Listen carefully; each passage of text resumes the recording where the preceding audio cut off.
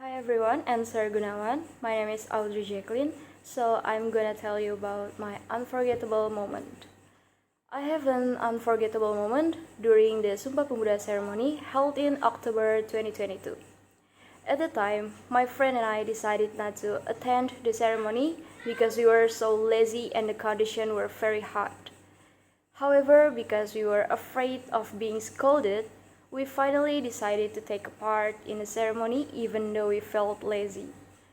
Everything went smoothly until the middle of the ceremony. Even my friend and I still had time to talk and joking together.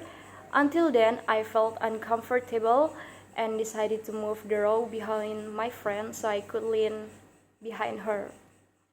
I started to feel uneasy and my vision started to blur. After that, I was unconscious.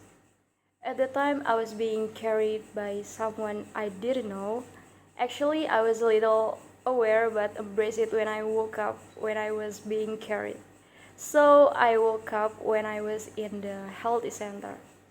This was the first time for me an unforgettable moment, till now if I remember.